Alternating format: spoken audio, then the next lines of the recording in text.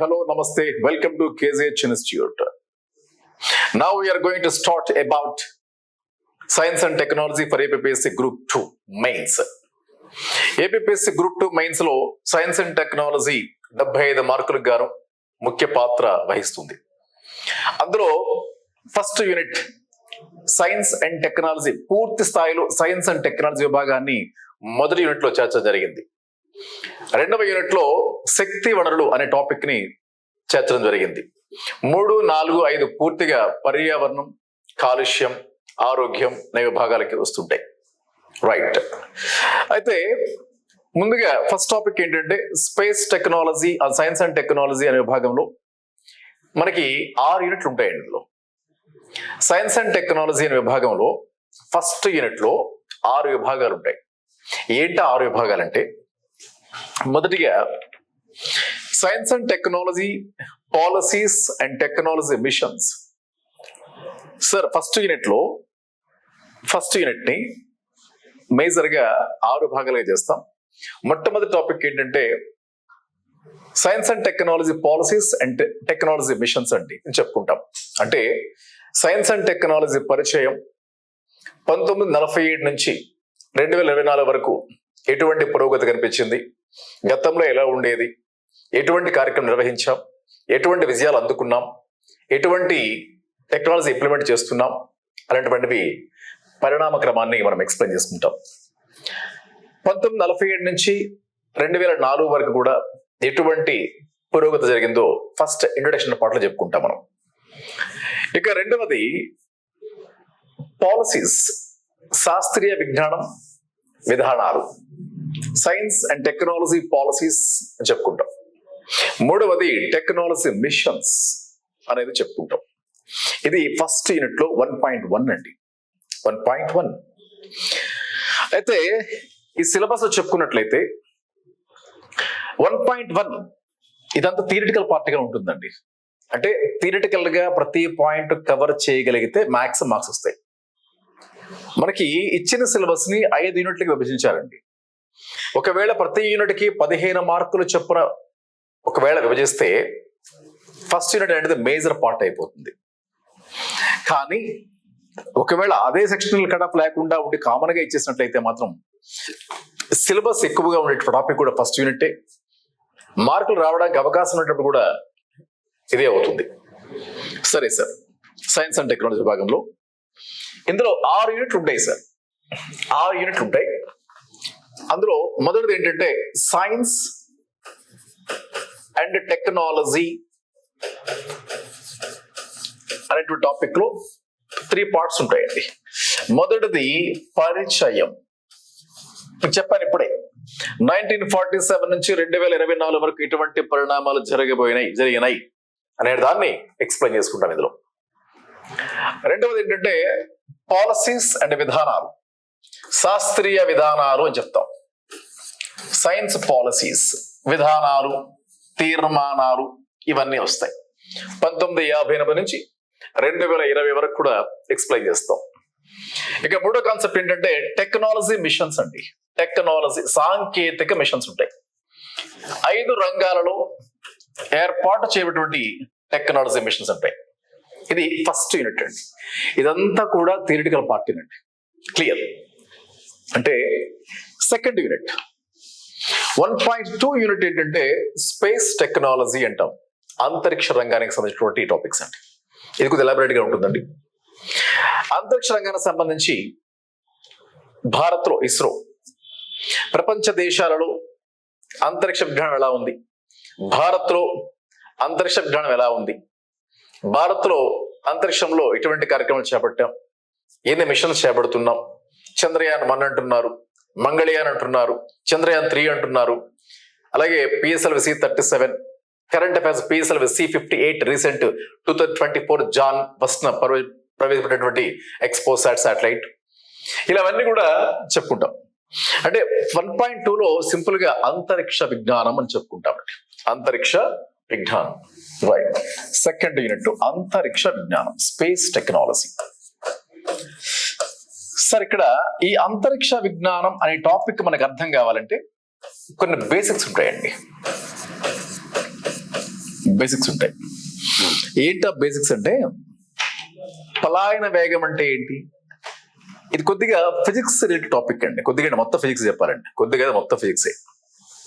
Physics లో మనకు చూడండి, న్యూటన్ గమన నియమాలు అనే టాపిక్ ఉంటుంది, కెప్లర్ గ్రహ గమన నియమాలు అనే టాపిక్ ఉంటుంది.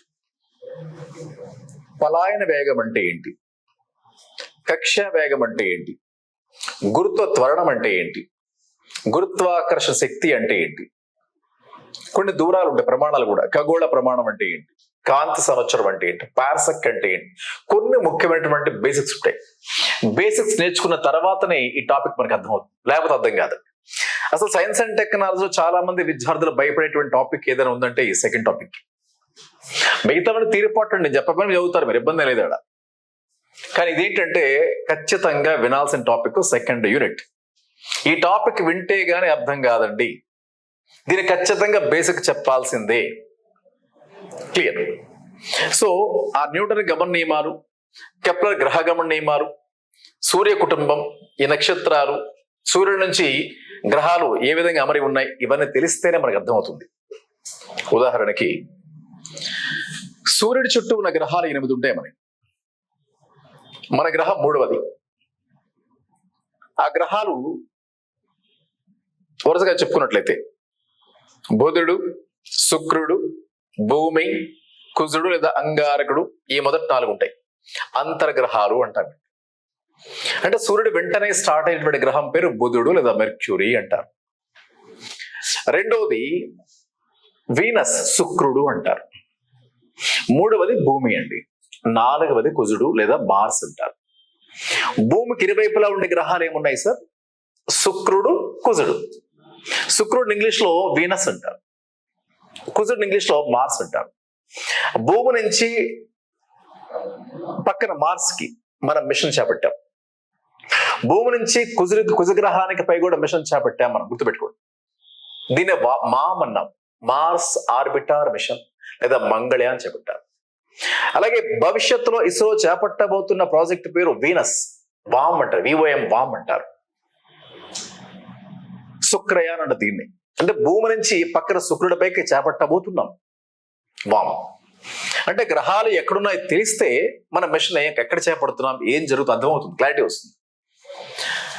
అలాగే భూమి చుట్టూ తిరిగేటువంటి ఒక సహజ ఉపగ్రహం చంద్రుడు, చంద్రుడిపై కూడా ప్రవేశపెట్టాము చంద్రయాన్ 1, 2, 3 ఇలా.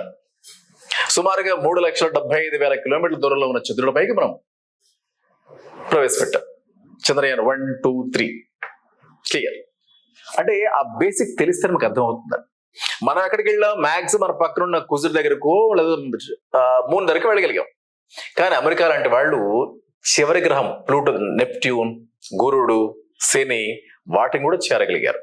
అంటే అంతరిక్ష విజ్ఞానంలో మనకంటే వాళ్ళు ముందంజలో ఉన్నారు. రష్యా వాళ్ళు, అమెరికా వాళ్ళు, మిగతా వాళ్ళు, చైనా వాళ్ళు. సో మనం కూడా ఈ రోజుల్లో ఈ అంతరిక్ష విజ్ఞానం పైన మంచి కమాండ్ కలిగి ఉన్నాం. అందుకే భారతదేశం కూడా one of the best countries in the world. ప్రపంచంలోని అత్యున్నత దేశాలలో ఒక ముఖ్యమైన దేశం అంతరిక్ష సంస్థ కలిగినటువంటిది ఇస్రో. ఎందుకంటే ప్రపంచ దేశాలు, ఎన్నో దేశాలకి ఈ సాంకేతిక పరిజ్ఞానం లేదండి. అందుకే ఎన్నో దేశాల యొక్క శాటిలైట్ మనం తీసుకెళ్ళగలుగుతున్నాం, గుర్తుపెట్టుకోవాలి. రైట్, ఇది అంతరిక్ష విజ్ఞానం. ఇంగ్లీష్ లో దీన్ని ఏమంటారంటే స్పేస్ సైన్స్ అని పిలుస్తారు. Space science. ఇక మూడవది ఏంటంటే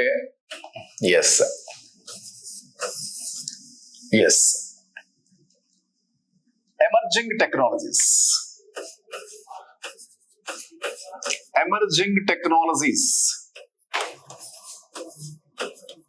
అంటే దీని అర్థం ఏంటంటే ప్రస్తుత రోజుల్లో వాడుతున్నటువంటి సాంకేతికతలు, డబ్బింగ్ అండి. ఎమర్జింగ్ టెక్నాలజీస్ అంటే ప్రస్తుత రోజుల్లో వాడుతున్నటువంటి టెక్నాలజీస్ ని ఎమర్జింగ్ టెక్నాలజీస్ అంటాం దీన్ని. ఇందులో చాలా విభాగాలు ఉంటాయండి, చాలా. సపోజ్ చూడండి,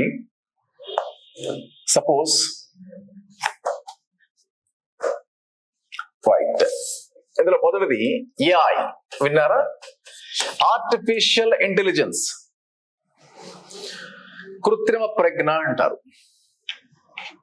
ఆర్టిఫిషియల్ ఇంటెలిజెన్స్ యంత్రాలు సొంతంగా ఆలోచించుకునేటువంటి సామర్థ్యాన్ని కలిగి ఉండడం. కృత్రిమ ప్రజ్ఞ దీని అంటాం. మనం ఏ విధంగా అయితే మన మెదడు సహాయంతో సొంతంగా ఆలోచించే సామర్థ్యం కలిగి ఉన్నామో మనకు ఓన్గా మన ఆలోచించబిలిటీ ఉంటుంది మనకి. మరి ఇదేంటిది? యంత్రాలకు సొంతంగా ఆలోచించే సామర్థ్యాన్ని మనం కల్పించడం కృత్రిమ ప్రజ్ఞ. ఎలా అర్థమవుతుంది దీనికి? సపోజ్ మీరు గూగుల్లో ఏదో సెర్చ్ చేస్తూ ఉంటారు. సపోజ్ ఏదో ప్రొడక్ట్ గురించో, లేకపోతే క్లాత్స్ గురించో, లేకపోతే ల్యాప్టాప్ గురించో, లేకపోతే ఏదైనా ప్యాంట్ గురించో, ఎనీథింగ్ ఎల్స్. మీకు ఇష్టమైనటువంటి ఆ ప్రొడక్ట్ గురించి మీరు సెర్చ్ చేస్తున్నప్పుడు ఆ యొక్క మెషిన్ నీ యొక్క ఇంట్రెస్ట్స్ ని, నీ యొక్క ఆసక్తిని అర్థం చేసుకుని రేపు నీకు అదే ఇష్టానికి సంబంధించినటువంటి యాడ్లను ఇస్తూ ఉంటుంది. అంటే నీ ఇష్టానికి తగ్గటువంటి యాడ్లు ఇవ్వడం, ఇష్టానికి తగ్గటువంటి ప్రోగ్రామ్స్ డిస్ప్లే చేయడం చేస్తా ఉంటుంది. అంటే అది అర్థం చేసుకుంటుంది. క్లియర్? దీన్నే కృత్రిమ ప్రజ్ఞ అంటారండి. కృత్రిమ ప్రజ్ఞ. ఉదాహరణకి రోబోట్స్ కూడా ఒక ముఖ్య ఉదాహరణగా చెప్పొచ్చు కృత్రిమ ప్రజ్ఞకి. రెండవది కృత్రిమ రోబోటిక్స్ అండి. సో రోబోటిక్స్ కూడా కృత్రిమ ప్రజ్ఞకు ఉదాహరణ. చెక్ అండ్ స్లోవేక్ లాంగ్వేజ్ లో చెక్ రోబోట్ అంటే మీనింగ్ ఏంటంటే బానిస కార్మికుడు అని. మనం కొన్ని డైరెక్షన్స్ ఇన్బిల్డ్ చేస్తాము, దాని ఆధారంగా అది పనిచేస్తూ ఉంటుంది. Check and robots. ప్రపంచం రోబోట్లు ఎక్కువగా వాడుతున్న దేశం జపాన్, అందుకే రోబోట్స్ క్యాపిటల్ పిలుస్తుంటారు. ఇక మూడవది నానో టెక్నాలజీ. Nano technology.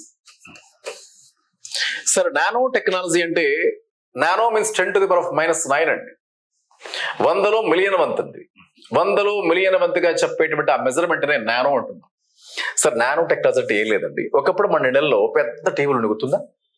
పెద్ద టీవీలు ఉండేవండి. పెద్ద డిస్ప్లే ఉండేది, పెద్ద టీవీ ఉండేది, వెడల్పు ఎక్కువ ఉండేది, పొడవు ఎక్కువగా ఉండేది, అంత టీవీ ఉండేది. కానీ ఇప్పుడు సన్నని తెర రూపంలో వస్తుంది సరే. అంటే అత్యంత సూక్ష్మ పరిమాణంలో ఉన్నటువంటి వస్తువుల నుంచి అత్యంత లాభదాయకమైన, అతి ఎక్కువ సమాచారాన్ని పొందగలిగేటువంటి, అత్యంత ఎక్కువ ఉపయోగాలు పొందగలిగేటువంటి విధానమే నానో టెక్నాలజీ. సపోజ్ ఒకప్పుడు టీవీ అంత పెద్ద ఉండేదండి, కానీ ఇప్పుడు అది అవసరం లేదు. సరైన స్క్రీన్ ఉంటుంది, ఎల్ఈడీస్. మెడిసిన్ లో కావచ్చు, రక్షణ రంగంలో కావచ్చు, ఇవన్నీ కూడా నానో టెక్నాలజీ యొక్క ఉపయోగాలుగా చెప్పుకుంటాం. ఇక నాలుగవది, దీని పరిస్థితి ఏంటి?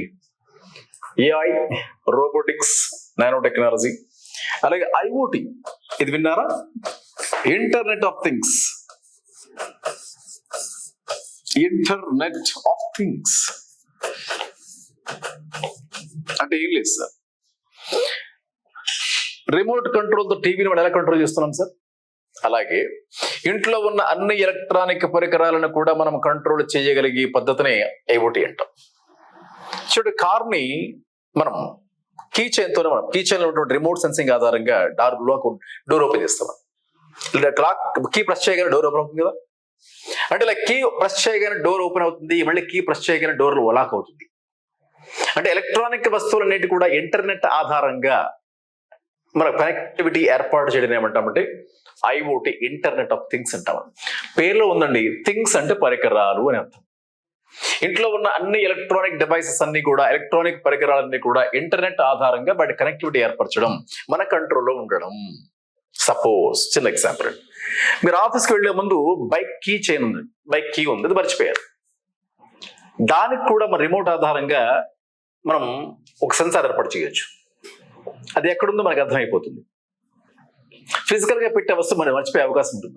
కానీ ప్రధానికి కూడా ఒక సిగ్నల్, ఒక రిమోట్ సెన్సింగ్ ఆధారంగా ఒక కనెక్టివిటీ ఏర్పరచుకుంటే మనకి పని ఈజీ అవుతుందండి. అంటే ఎలక్ట్రానిక్ వస్తువుల్ని ఇంటర్నెట్ ఆధారంగా కనెక్టివిటీ ఏర్పాటు చేయడాన్ని ఇంటర్నెట్ ఆఫ్ థింగ్స్ అని చెప్తూ ఉంటాం. ఇది కూడా one of the important points చెప్పుకోవచ్చు. ఇవే కాకుండా సపోజ్ CRISPR-Cas9 టెక్నాలజీ, ఇది కూడా ఎమర్జింగ్ టెక్నాలజీగా చెప్పుకోవచ్చు అండి. పేర్లో ఉండటానే క్లస్టర్డ్ అని పిలుస్తారండి. క్లస్టర్డ్ చాలా మందికి వర్డ్ చూడు, రెగ్యులర్లీ. ఐఎస్ అంటే inter space, enter space, short palindromic, PR palindromic.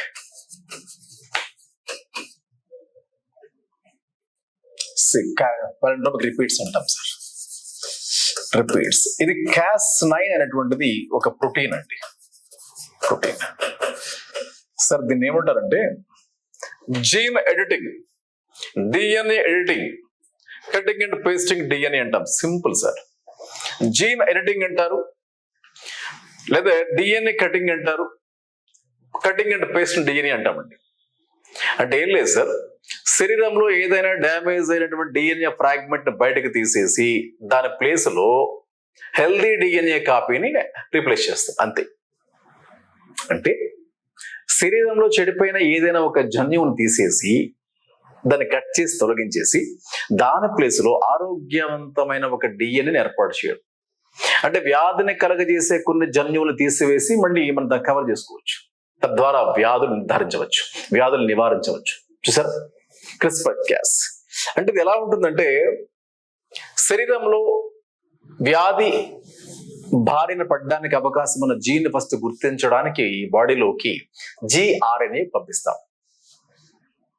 ఆ జిఆర్ఎన్ఏ గుర్తించిన తర్వాత దాన్ని కట్ చేసి రిమూవ్ చేయడానికి Cas9 ప్రోటీన్ పంపిస్తాం.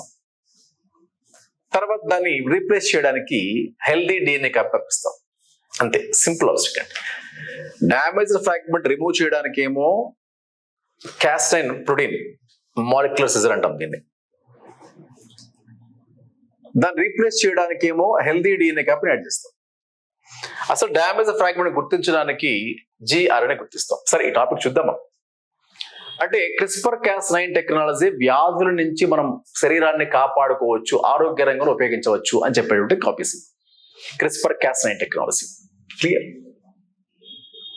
ఇవే కాకుండా ఇందులో ముఖ్యంగా CRISPR-Cas9 technology like cloud computing, cloud computing, computer చేసేటువంటి మన సొంతంగా నీ కంప్యూటర్ ఉన్నప్పుడు ఆ కంప్యూటర్ లో సాఫ్ట్వేర్ అనలిటిక్స్ కానీ లేకపోతే డేటా స్టోరేజ్ కానీ ఇవన్నీ చేసుకుంటాం. ఇలా హార్డ్వేర్ పరికరాలు లేకుండానే ఇంటర్నెట్ ఆధారంగా ఈ సర్వీస్ అని చేయొచ్చు నువ్వు. అంటే ఈ హార్డ్వేర్ కంప్యూటర్ ఫిజికల్ గా నీకు లేకపోయినా సరే ఇంటర్నెట్ ఆధారంగా స్టోరేజ్ చేసుకోవచ్చు, ఇంటర్నెట్ ఆధారంగా ఖచ్చితంగా మనం సాఫ్ట్వేర్ అనలైటిక్స్ చేసుకోవచ్చు. అలాంటి వాటికి మన అమౌంట్ చెల్లించాల్సి ఉంటుంది. దివిల్డ్ ISP అంటాం, ఇంటర్నెట్ సర్వీస్ ప్రొవైడర్స్ అంటాం. అంటే ఫిజికల్ గా నీ కంప్యూటర్ లేకపోయినా సరే ఇంటర్నెట్ ఆధారంగా డేటా స్టోర్ చేసుకోవడం, ఇంటర్నెట్ ఆధారంగా సాఫ్ట్వేర్ అనలైజ్ చేసుకోవడం, ఇవన్నీ సమస్యల్ని ఇంటర్నెట్ తో బ్యాచ్ చేసుకోవచ్చు. యాక్చువల్గా no computer is available, I no need. So ఇక్కడ ఎవరైతే నీకు ఇంటర్నెట్ ప్రొవైడ్ చేస్తారో వాళ్ళకి ఏమో కొంత రెంట్ పే చేయాల్సి ఉంటుంది. వీటి ISP setup internet service provider అంటాం మనం. క్లియర్. క్లౌడ్ కంప్యూటింగ్ అంటాం. Next quantum computing, quantum physics అండి. క్వాంటమ్ ఫిజిక్స్, క్వాంటమ్ కంప్యూటింగ్ అంటాం దీన్ని. సార్ క్వాంటమ్ కంప్యూటింగ్ అంటే ఏంటంటే క్వాంటమ్ ఫిజిక్స్ లో ఉన్న సూత్రాల ఆధారంగా పనిచేసేటువంటి కంప్యూటర్ ని క్వాంటమ్ ఫిజిక్స్ అంటాం. సో అందుకే దీన్ని క్వాంటమ్ కంప్యూటింగ్ అంటాం. క్వాంటమ్ కంప్యూటింగ్ క్లియర్, చాలా చాలా ఇంపార్టెంట్ సార్ అది. అంటే అతి పెద్ద డేటా కలిగినటువంటి సమస్యలు కూడా అతి తక్కువ సమయంలోనే రిజాల్వ్ చేయవచ్చు. అతి ఎక్కువ డేటా ఉన్న సమస్యలు కావచ్చు, అతి సంక్లిష్టమైన సమస్యలు డేటా సమస్యలు కావచ్చు, వాటి తక్కువ సమయంలోనే వాటిని రిజాల్వ్ చేయవచ్చు అనేటువంటిదే దీని కాన్సెప్ట్.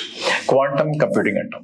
రైట్, దీని డీటెయిల్ గా మనం చూద్దాం sir. Cloud computing, quantum computing clear, ఇవన్నీ కూడా మనం చెప్పొచ్చు. CRISPR-Cas9 technology, nano technology, robotics, artificial intelligence ఇవన్నీ ఉంటాయి సార్. అలాగే బయోటెక్నాలజీ, జీనోమిక్స్ అవి కూడా కొంత ఆరోగ్యానికి సంబంధించి చెప్పుకోవచ్చు. రైట్, ఇది 1.0 దీనికి సంబంధించిన రైట్. నెక్స్ట్ 1.3 సార్, ఇవేంటివి? స్పేస్ టెక్నాలజీ, దీన్నే అంతరిక్ష రంగం అంటారు. అంతరిక్ష విజ్ఞానం, అంతరిక్ష విజ్ఞానం. ఓకే, సో అంతరిక్ష విజ్ఞానం చెప్పుకున్నాం మనం, రైట్. సో అంతరిక్ష విజ్ఞానం చెప్పుకున్నాం, ఏంటంటే చెప్పుకున్నామంటే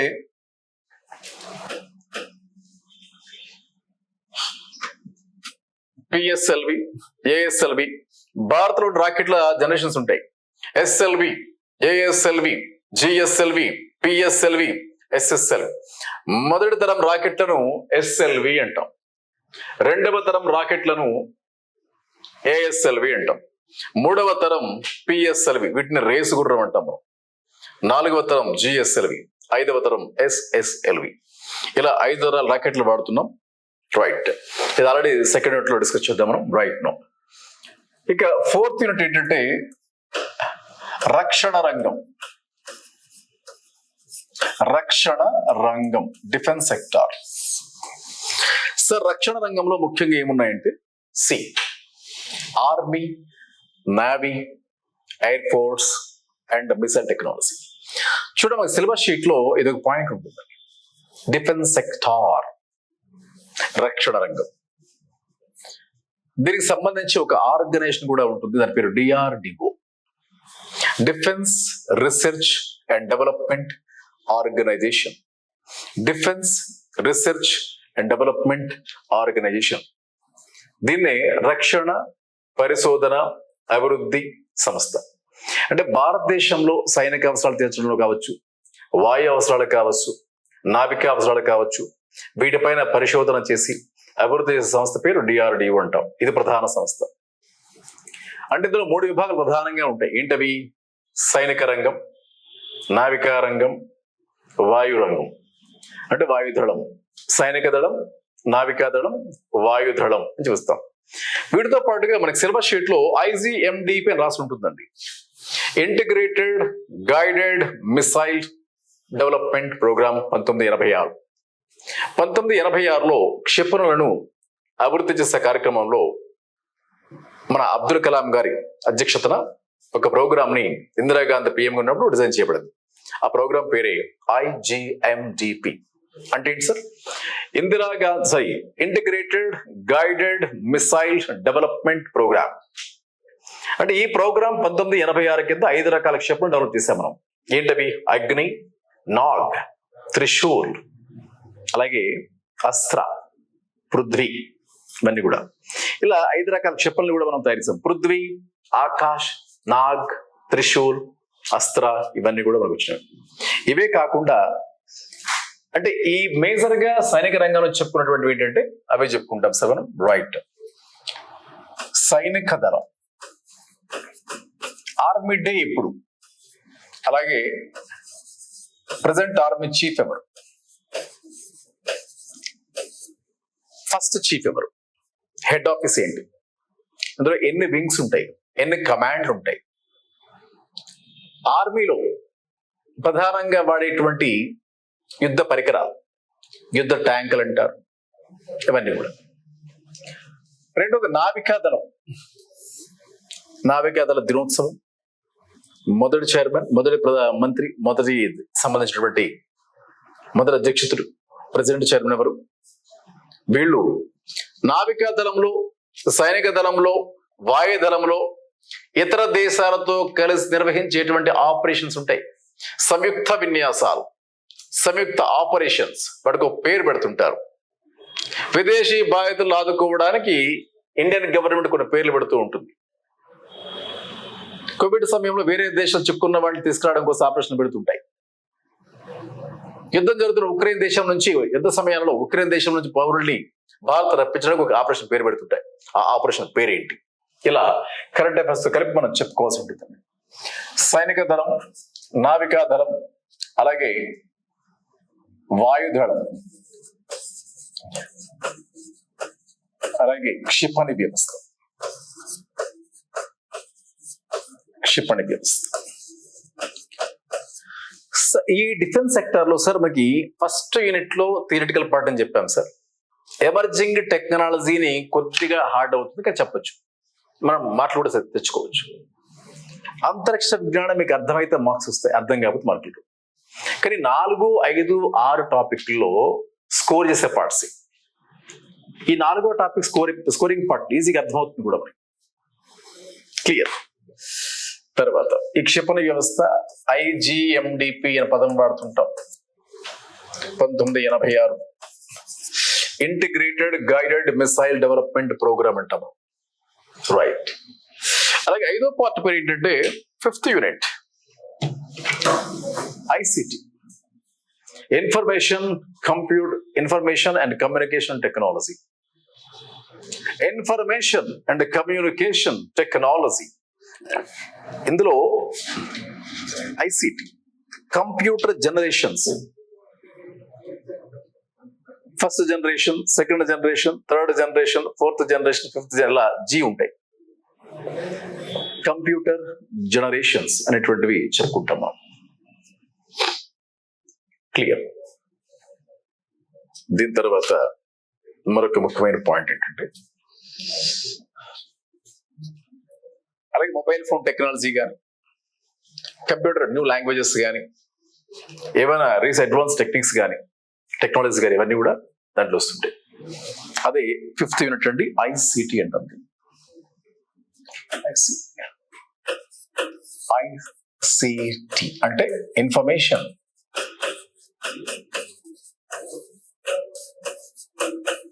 అండ్ కమ్యూనికేషన్ టెక్నాలజీ.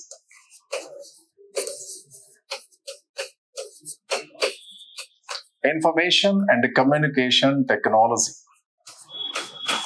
దీని తెలుగులో చెప్పాలంటే సమాచార సాంకేతిక రంగం.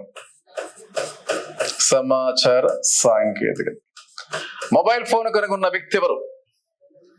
ప్రపంచంలో మొదటిసారిగా మొబైల్ ఫోన్ తయారు చేసిన కంపెనీ ఎవరు? మొబైల్ ఫోన్ లో పడే సిమ్ కార్డ్ అంటే సిమ్ అంటే ఏంటి, ఇలా చిన్న చిన్న బేస్ కూడా ఉంటాయి. ఆ కంపెనీ పేరు మోటోరోలా. కనుగొన్న వ్యక్తి Martin Cooper. Subscriber information module, SIM abbreviation. అలాగే కంప్యూటర్ లాంగ్వేజెస్ ఉంటాయి. అలాగే జనరేషన్ లో టెక్నాలజీ ఏం వాడుతున్నాం, ఇవన్నీ కూడా. ఇండస్ట్రియల్ రెవల్యూషన్ 4.0, అది కూడా ఎమర్జింగ్ టెక్నాలజీ చెప్పుకుంటాం మనం. ఇది 5th యూనిట్ అంటే కంప్యూటర్లు, జనరేషన్స్, ఇవన్నీ చెప్పుకుంటాం. Computer generations. రైట్. దీని తర్వాత మరొక ముఖ్యమైన పాయింట్ ఏంటంటే లాస్ట్ యూనిట్ 1.6 అణుశక్తి రంగం, అటామిక్ ఎనర్జీ. అణుశక్తి రంగం, అటామిక్ ఎనర్జీ.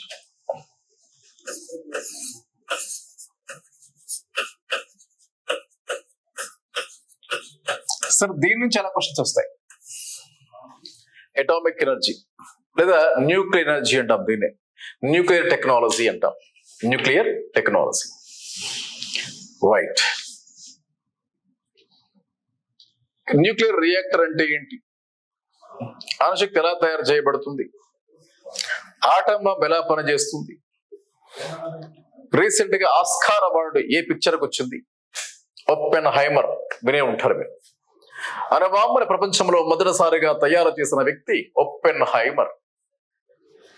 అందుకే ఓపెన్ హైమర్ ని ఫాదర్ ఆఫ్ అటామిక్ బాంబ్ అంటాం. ఓపెన్ హైమర్ పేరుతో సినిమా తీయడం జరిగింది. అతని పేరే సైంటిస్ట్ ఓపెన్ హైమర్. దీనికి ఆస్కార్ అవార్డు కూడా రావడం జరిగింది గత ఏడాదికి. క్లియర్.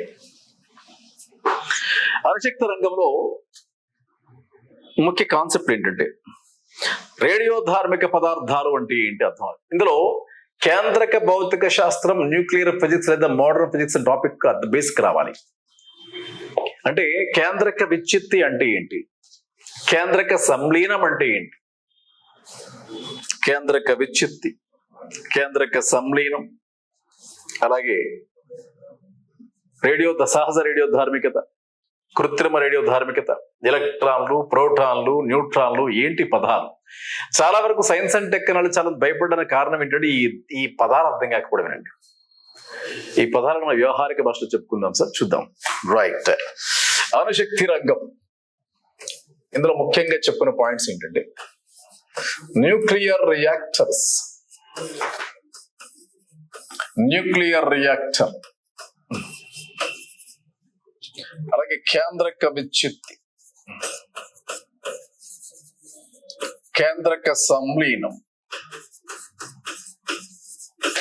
కేంద్రక సంలీనం.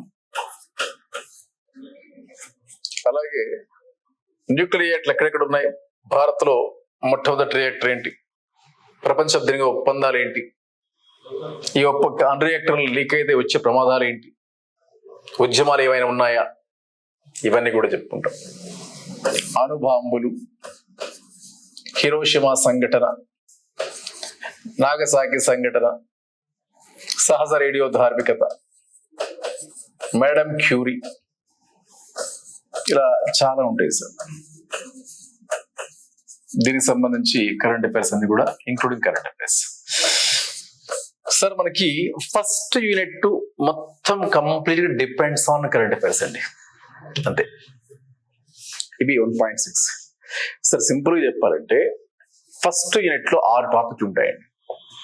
మొదటిది విధానాలు, తీర్మానాలు, టెక్నాలజీ మిషన్స్. రెండవది space technology. 3 emerging technology. 4 defence technology. 5 information communication technology. 6 nuclear technology. అలా షార్ట్ కట్ లో చెప్పుకోవచ్చు మనం. సరే సార్, మరి ఫస్ట్ టాపిక్ చూద్దాం సార్, 1 by 1 మనం.